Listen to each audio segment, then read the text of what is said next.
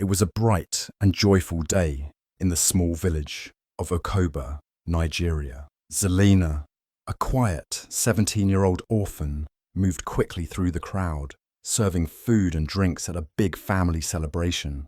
Her stepmother, Mama Nyare, watched her closely like a hawk. Mama Nyare always treated Zelina like a housemaid, never like family. She barked orders, insulted her, and never smiled. Zelina said nothing. She was used to it. But today, something unexpected happened. As Zelina carried a tray of palm wine to the guests, her hand shook a little. A few drops spilled on Mama Nyare's expensive wrapper. Gasps filled the air. The music stopped for a second. Before anyone could speak, Mama Nyare turned and slapped Zelina, loud and hard, in front of over 30 guests. The sound echoed across the compound. People froze. Some looked away. Others stared, mouths open. But Zelina didn't cry. She didn't shout. She just lowered her eyes, picked up the tray, and walked quietly back into the kitchen. What Mama Nyare didn't know was that Ishaka, Zelina's cousin, had been recording everything on his phone, and he had just captured a moment that would soon shake the entire country. The moment Mama Nyare's hand struck Zelina's cheek, the whole compound went silent. It was as if time itself stopped. The music cut off, the laughter died, and all you could hear was the soft hum of the village breeze. Some guests gasped, their mouths hanging open. A few women clutched their chests. Others quickly turned their heads, pretending they hadn't seen anything. Children froze mid-play, staring in shock. But Zelina didn't scream. She didn't cry. She didn't even touch her face. She just stood there, her eyes wide for a second, then calmly looked down, turned around, and walked back into the kitchen like nothing happened. No one followed her. No one said a word. It was as if her pain didn't matter, as if she had always been invisible. But someone had seen everything. Someone had captured it all. Hidden behind a group of boys near the gate, Ishaka had been filming the party with his phone, hoping to post funny clips on TikTok later. But when that slap rang out, his phone was already in his hand, recording. His heart raced, his fingers shook. He didn't mean to catch it, but he did. The anger in Mama Nyare's eyes, the sound of the slap, Zelina's silent shame, and the heavy silence that followed. It was all there, clear and raw. Ishaka didn't say anything at first. He walked around the rest of the party, pretending like everyone else that nothing had happened. But inside, he was boiling. He had always known Mama Nyare treated Zelina badly. He had seen the harsh words, the way she made her clean and cook like a servant, while her own children sat and played. But this slap, in front of everyone, was too much. It wasn't just disrespect, it was humiliation. That night, when the celebration ended, and the last of the guests had gone home, Ishaka sat alone on his bed, staring at the video. He watched it over and over, his hands tight around his phone. He remembered how Zelina didn't say a word, how her eyes looked so tired, so used to pain, and the caption came to him like a whisper. She slapped her stepdaughter like a dog. Is this motherhood? With one deep breath, Ishaka uploaded the video to TikTok. He didn't think too much. He just hit post and locked his phone. But inside him, something felt different, like he had done the right thing. What he didn't know was that by morning, everything would change. The world would see the slap. They would see Zelina. And for the first time in her life, people would care. That night, Ishaka couldn't sleep. He kept turning from side to side on his small bed, the video replaying in his mind over and over. Zelina's face wouldn't leave his thoughts. The way she stayed calm, the way she took that slap in front of everyone without saying a word. Ishaka felt something burning inside him. It was more than anger. It was pain. It was shame. He thought about how many times Zelina had been treated like this behind closed doors. How many people had seen it and said nothing. Even he had stayed quiet for too long. He picked up his phone and opened the video again. It was only a few seconds long, but it felt like a full story. The slap, the silence, the way everyone froze. It was all there. He didn't edit it. He didn't need to. The truth didn't need filters. His fingers moved slowly as he typed the caption. She slapped her stepdaughter like a dog. Is this motherhood? He stared at the words for a long time, then hit the post button. Just like that, it was out in the world. By the time the sun rose over the village of Okoba, the video had already reached thousands of people. By noon, it had gone viral. Millions were watching. The comment section exploded. People were shocked, angry, heartbroken. She didn't even flinch. This girl is stronger than anyone I know. Where is this happening? We need to help her. Big TikTok pages started sharing it. Then came the influencers. Then came the news blogs. Before long, women's rights groups and NGOs began tagging each other, asking questions. Journalists started calling people in the village, trying to find out who the girl in the video was. A few even tracked down Zelina's school. Some organizations offered to help. Others just wanted to know her name. The story was everywhere, from Lagos to London. In the village, people were whispering. Phones buzzed non-stop. Mama Nyare's name was now known by people she had never met. Strangers were calling her out. Her church group started asking questions. Her business partners stopped replying to her messages. And Zelina, she didn't even know yet. She was still doing chores, washing plates in silence, unaware that her world was about to flip upside down. Ishaka watched the views climb into the millions. He saw the comments pouring in. His heart was racing. He didn't know if he had done too much or not enough. But one thing was clear now. The world had seen the slap, and this time they weren't going to stay silent. The next morning, Mama Nyare's phone wouldn't stop ringing. At first, she thought it was just normal business calls, but as she picked up, her smile quickly faded. One by one, the voices on the other end sounded serious, cold, and disappointed. "Is it true?" one business partner asked. "We can't continue working with someone who treats a child like that," said another. Within hours, her biggest deals were cancelled. Clients pulled out. People stopped replying to her messages. She checked TikTok and almost dropped her phone. Her name was everywhere. Her face was everywhere. And under the video, there were thousands of angry comments. The video now had over 4 million views. Things got worse. That evening, she received a message from her church leader. "Until further notice, you are suspended from all women's ministry activities." Even the women she used to pray with had turned away. Her phone buzzed again.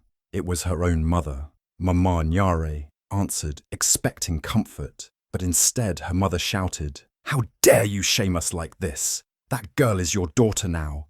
Have you no heart?"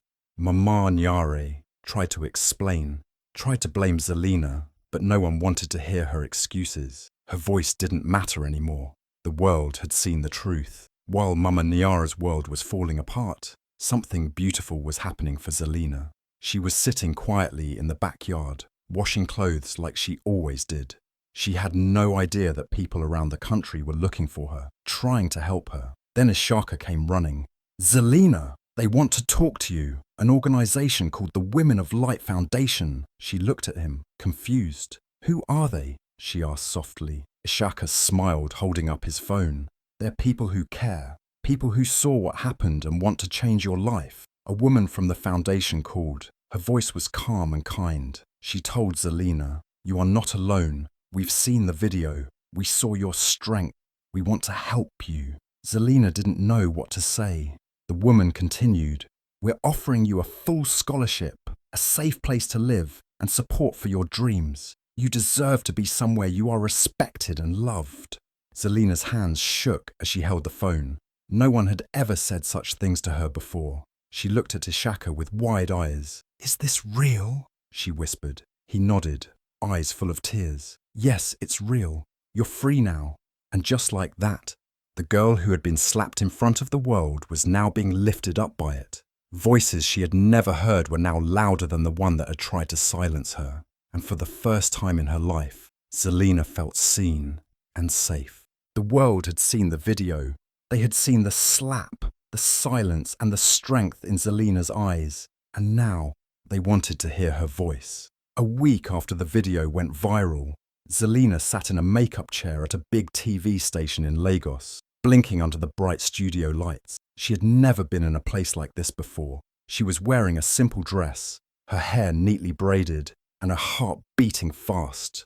But this time, the cameras were on her, not to shame her, but to honor her. The TV host sat across from her, smiling warmly. "Zelina," she said gently, "the world saw a moment of pain, but they also saw your power. Can you tell us what was going through your mind that day?" Zelina paused, her hands resting on her lap. The studio was quiet. Everyone waited. She looked up and said in a calm, steady voice, "When she slapped me, I wanted to cry, but something inside me said no. I knew this moment would not break me. My silence wasn't weakness. I knew life would speak for me." The audience watching at home felt chills. Comments flooded social media. "This girl is wise beyond her years." Her silence was louder than a scream. People from all backgrounds, students, mothers, leaders, shared her interview. Everyone was talking about the strength of a girl who didn't fight back with anger, but with dignity. Zelina continued in the interview, telling the world what it was like growing up without her mother, how her stepmother treated her like a servant, how she spent her days cleaning, cooking, and being blamed for things she didn't do. But she never lost hope. "Every day, I would pray quietly," she said. "I would tell myself, one day, I will be free." Her words touched millions. She didn't speak with hate or bitterness. She didn't attack Mama Nyare. She simply told her truth with grace.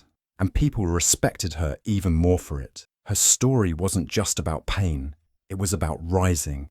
Soon after the interview, something even bigger happened. Zelina received an invitation to a large event in Abuja, the West African Youth Conference for Respect and Dignity. She was to be honored as the new youth ambassador for respect and dignity in West Africa. The foundation that rescued her had nominated her, and everyone agreed. She was the perfect example of quiet strength, of turning pain into purpose. The event hall was grand. Banners with her name hung high. Important people from many countries sat in the crowd. When Zelina walked on stage, dressed in white and gold, the crowd stood and clapped for a long time. Some wiped their tears. She stood at the microphone, smiled shyly, and gave a short speech. "I want to thank everyone who saw me, who believed in me, who gave me a chance to dream. I know there are many girls out there like me, girls who feel invisible, who are told they are nothing. But I want to tell them today, you are not nothing. You are powerful. You are seen. Don't give up." The applause was thunderous. Zelina had not just told her story. She had given voice to thousands who could not speak. That night, she became more than just a girl in a viral video. She became a symbol of hope, of strength, and of quiet victory. News channels called her the girl who changed a nation's heart. Magazines wanted her on their covers. Schools invited her to speak. Social workers said the number of reports on child abuse rose after her story came out, because her courage made others speak up too. Back in Okoba, the same people who had looked away during the slap now watched her on TV with tears in their eyes. Some felt ashamed, others felt proud, but no one could deny what she had become. And Zelina, she stayed humble. She still prayed every morning. She studied hard, determined to become a lawyer one day to fight for girls like her. She smiled more often now. Her laughter, once hidden, filled the rooms around her. She was healing, slowly but surely. Sometimes people asked her, "Do you hate Mama Nyare?" And she would always reply, "No, I just pray she learns." And so, from being slapped in front of strangers to being honored by nations, Zelina's journey became a lesson for the world, that even in silence, there is strength, that dignity doesn't need loud words, and that sometimes life does speak, louder than any slap ever could. 1 year later, the sun was shining brightly over Zelina's new home. It was quiet, peaceful, and full of love, the kind of place she never thought she would have. Flowers grew by the fence, children laughed in the distance, and Zelina was sitting by the window reading when she heard a knock at the gate, slow and unsure. Not like a visitor, but like someone with a heavy heart. She walked outside, and there, standing in dusty clothes and worn-out slippers, was Mama Nyare. Her eyes were tired, her face pale. She looked nothing like the proud woman who once shouted orders and wore expensive wrappers. She had been disowned by the community, abandoned by friends, and left with nothing. Now she stood at Zelina's gate, hands shaking, eyes full of tears. "Zelina," she whispered, "please, help me." Zelina looked at her for a long moment. All the memories came back. The insults, the beatings, the slap, but now the woman who caused her pain was the one in need. Zelina didn't yell. She didn't cry. She didn't slam the gate. She took a deep breath and said softly, "Next time you raise your hand on someone, be sure no one is watching." Then she turned and walked back inside, leaving the gate gently open.